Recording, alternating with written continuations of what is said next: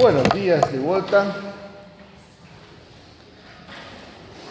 Imaginemos que el Colegio San Pablo necesite un nuevo administrador. Yo no arreglé nada con Natalia sobre ese tema, pero vamos a hacer un ejercicio, un simulacro. ¿Quién de ustedes se postula y por qué? Algunos números, ¿no? Son 1.100 alumnos más o menos, 284 funcionarios hasta un mes atrás más o menos. ¿Qué perfil necesitamos para administrar una empresa, una organización?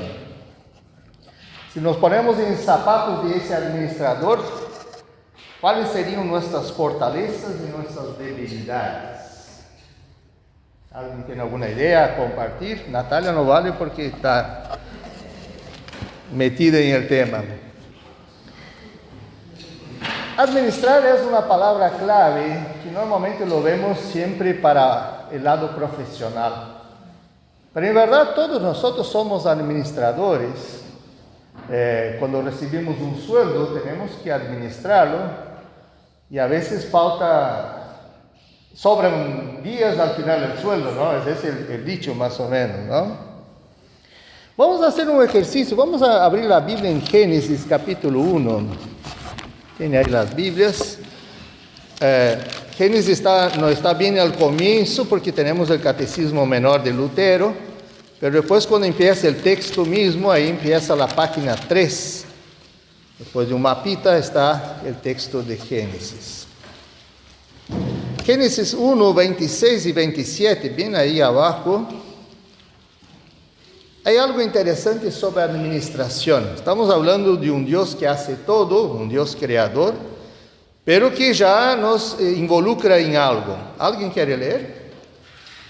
¿Algún voluntario? Dale, Brian. 26 y 27.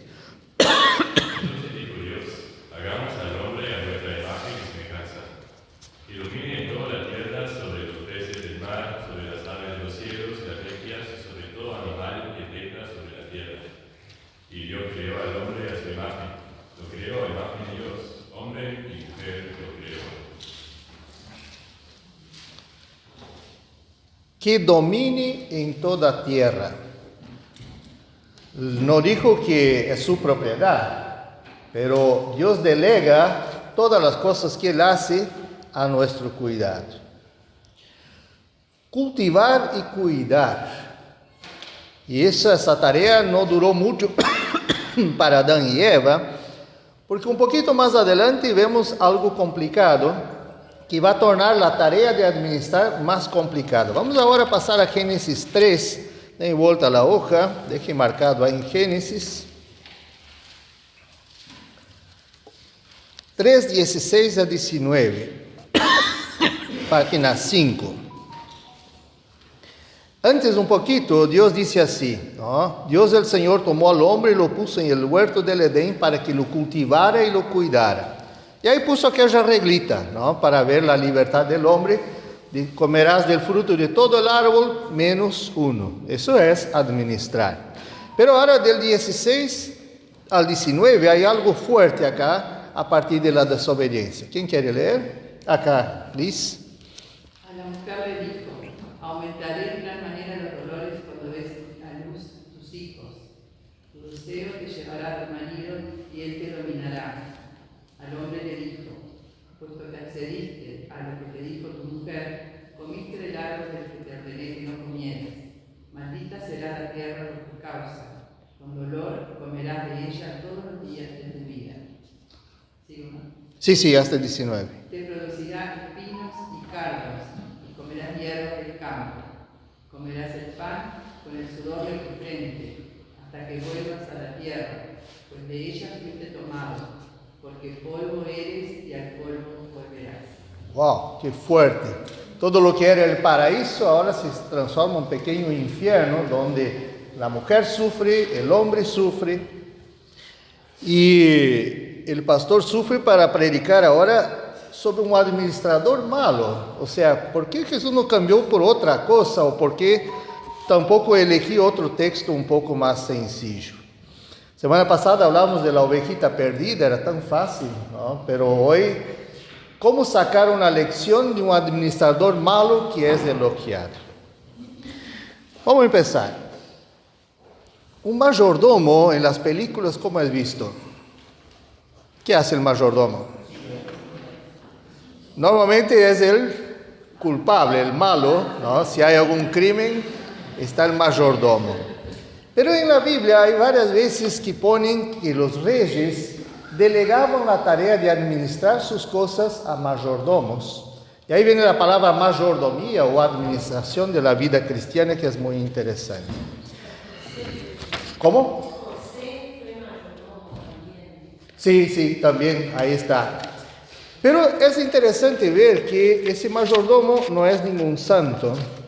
El dueño de la tierra escucha algunas cosas y pide una auditoría. Esa es la palabra moderna, pero acá dice, ríndeme cuentas de tu mayordomía, porque no puedes seguir siendo mi mayordomo. No significa que ya él está echado, pero el dueño quiere ver algunas cosas que ha escuchado. Y rendir cuentas para un administrador es normal. Y si nosotros pensamos también en nosotros como administradores de todo lo que viene a nuestra vida, todos los días de la semana, también de alguna manera tenemos que rendir cuentas a Dios, que es el que nos pasa todo. El mayordomo administra lo que tiene en sus manos. Le delegan las cosas, no son suyas, pero él tiene que administrar y llevar a un buen término. Hay muchas empresas que utilizan un mecanismo llamado FODA, que es para organizar algunas cosas. ¿Alguien sabe qué significa la expresión FODA? Fortalezas, oportunidades, debilidades y amenazas. Entonces, por un lado, muestra el lado positivo, fortalezas de la persona o de la institución, el lado positivo que son las oportunidades y después, hace un análisis de las cosas negativas. ¿Cuáles son mis debilidades? Y desde afuera, ¿cuáles son las amenazas? El mayordomo conoce muy bien a su jefe y ve algunas fortalezas. Una fortaleza de su jefe, que ya lo conocía y que lo vamos a ver un poco adelante, es que era un hombre honesto, pero misericordioso. O sea, trataba bien y ahí lo había tratado bien a ese mayordomo. Ahora él sabe que tiene también una oportunidad. Nadie sabe que fue o está para ser echado. Y él quiere hacer algo para, prepararse su futuro. Y ahí es interesante cómo él también ve las debilidades que él tiene. Una de ellas es, no tengo fuerzas para trabajar la tierra, me da vergüenza pedir limosna. Y la amenaza es muy clara, ¿qué voy a hacer ahora que mi amo me deja sin trabajo? Administrar es un arte que a veces sale un poquito mejor, a veces no tanto. Puede ser en nuestra vida, puede ser en la organización que estamos. Desde el principio de la humanidad nos fue dada la tarea de administrar todo lo que aparece en nuestras manos. Y lo más importante, ¿cuál es? La vida. Con un detalle. Por eso Dios puso el quinto mandamiento. ¿Qué dice el quinto mandamiento? No matarás. O sea, administren la vida, pero ustedes no son los mayordomos para quitar la vida. Entonces él ya pone de forma ahí una condición. Pero el tercer personaje allá en la creación aparece en el árbol en forma de una serpiente y genera algo que en los administradores, todos nosotros, nos complica la vida. Nos complica el hecho de administrar, que es la duda. Entonces la serpiente le dijo a la mujer, no morirán. Dios sabe bien que el día que ustedes coman de él, si les abrirán los ojos, serán como Dios, conocedores del bien y del mal. Esa tentación que Eva cae en la tentación y lo lleva a Adán también, tiene como causa la mentira y la duda. ¿Será mismo que Dios dijo tal cosa? ¿Será mismo que ese es el objetivo de no comer del árbol de la vida? Y esa misma táctica viene hoy a través de ideologías, a través de una sociedad postmoderna que pone dudas en todo, hasta lo que dice la Biblia. ¿Será que Dios dijo mismo eso? Esta semana, leyendo libros sobre el tema de esa parábola, encontré algunos libros más liberales que cuestionan la autoría de los evangelios. No, eso acá fue copia de un documento que por eso Mateo, Marco y Lucas son temas muy parecidos, y a veces esa forma liberal de mirar la Biblia, nos quedamos solo con la tapa porque todo es cuestionable.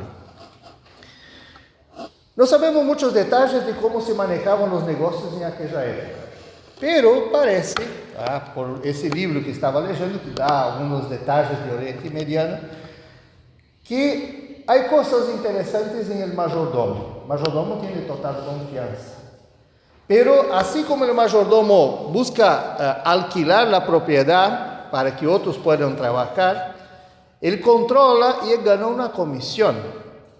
Y acá empezamos a ver que la comisión, por supuesto, es mucho menor de lo que el dueño va a recibir.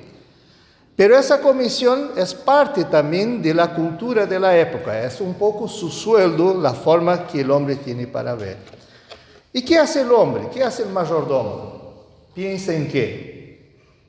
Piensa en su futuro. Bueno, no sirvo para cavar la tierra, no sirvo para pedir limosna, ¿qué hago? Voy a armar algo, y ahí lo que hace, llama a la gente, uno a uno, los que debían algo a su amo. Al primero le preguntó, ¿cuánto debes a mi amo? Le contestó, le debo 100 barriles de aceite.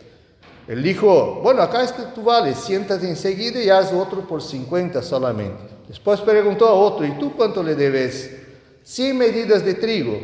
Bueno, acá está tu vale, haces otro por 80. Y así ese hombre abdicó de su comisión. Él, puso otros valores pensando en su futuro. ¿Cuáles son nuestros planes para el futuro? Bueno, antes estaba hablando con Gerardo, esta semana cumplí los 60, un número redondo, con Cristina también estábamos hablando. Y es en la década que uno empieza a pensar en la jubilación. Y nosotros hacemos planes para muchas cosas.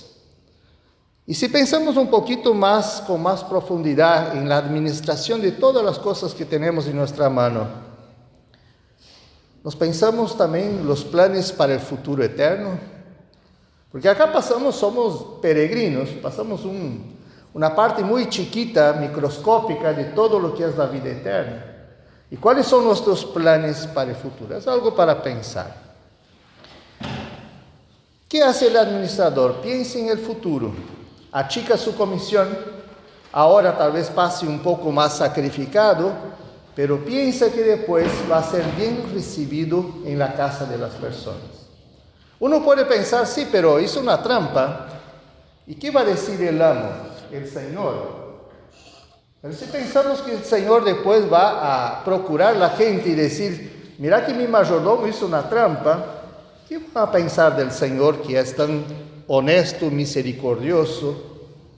Va a pensar que está pensando solo en la plata y no llevó en cuenta el mayordomo y lo que estaba haciendo.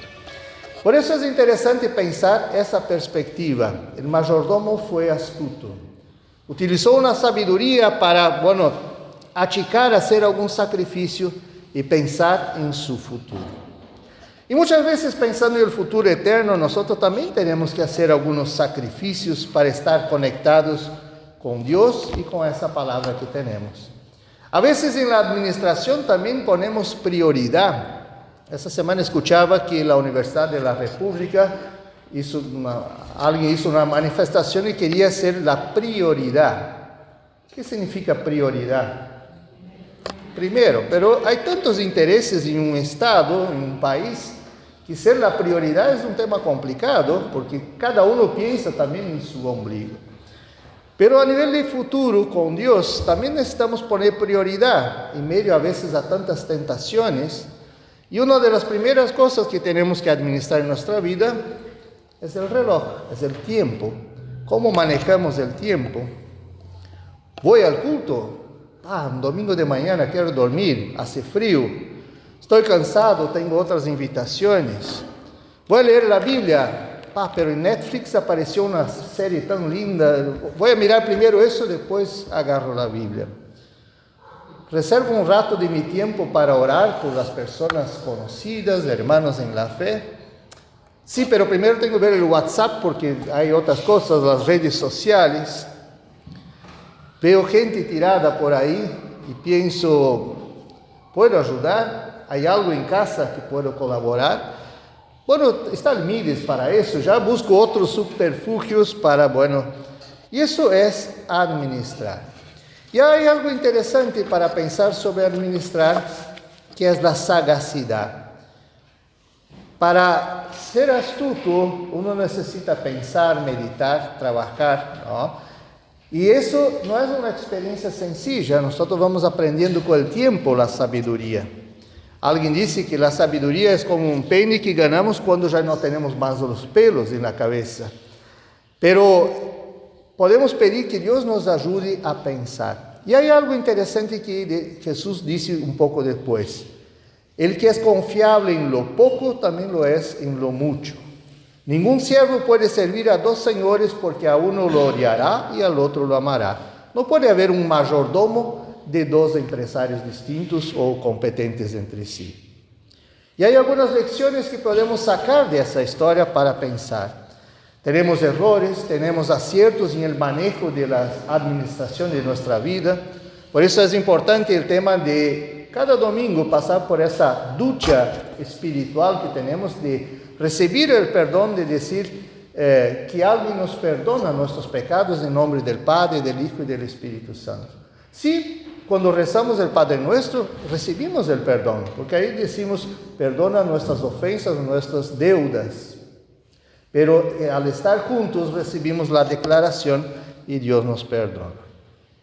Pero yo quiero compartir dos maneras interesantes de cómo administrar las cosas. El tiempo, ya hablamos un poquito antes, pero el tiempo tiene una frase muy interesante.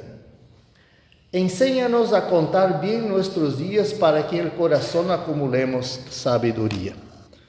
Administrar significa disfrutar cada momento. Y a mí me gusta una frase a veces para pensar en viajes, y la vida es un viaje, que uno tiene que pensar en tres palabras distintas. El planificar, el disfrutar y el recordar. En la vida espiritual también pensar cómo fue nuestra caminata hasta este Dios misericordioso. Poder planificar lo que estamos haciendo y ¿qué desafíos más tengo para administrar mi vida cristiana y los dones que tengo? Y el segundo punto es interesante para pensar de qué manera nosotros también, y eso viene a partir de 1 Pedro 4:10, que dice así: ponga cada uno al servicio de los demás el don que haya recibido y sea un buen administrador de la gracia de Dios en sus diferentes manifestaciones. Ese regalo que recibimos de administrar la vida, de ser privilegiados, no solo por la vida cardíaca que llevamos día a día, de estar respirando, pero la vida que Dios nos alcanza en la salvación en Jesucristo.